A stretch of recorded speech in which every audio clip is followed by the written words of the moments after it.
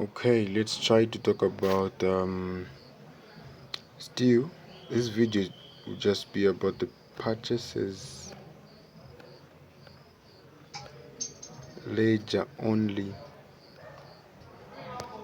I didn't talk about the purchase ledger in deep in the last video that I did. This one, let me talk about the purchase ledger in depth.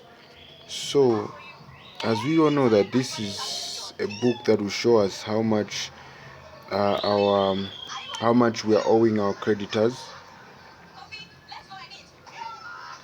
Yeah, so the thing that I wanted us to talk about is is the just a minute. Yeah, how we should present our entries in this ledger book. It's very vital.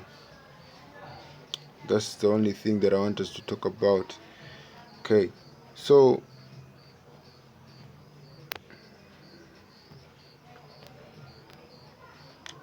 this is, we have a date, details,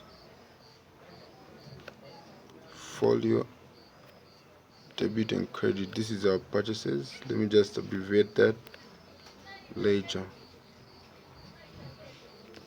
So in the purchases ledger,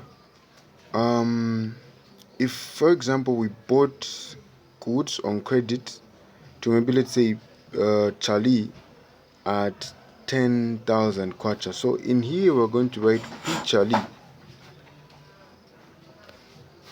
Okay, let me just write that nicely. Okay, P Charlie.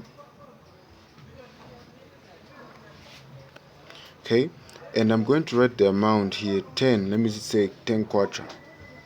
But then what happens when we pay a certain amount to P Charlie on cash? Okay, so we are going to write cash here, and we are going to say we pay the 5 kwacha to P Charlie. So meaning that this amount here has been reduced by the 5 kwacha that we have paid. So we are going to find the balance brought down and the balance carried down. Okay, so our balance brought carried down here is 5, and here we have 10 and 10, and this is the balance carried down. Okay, so a continuation there of the purchases ledger. So, and I'll have a balance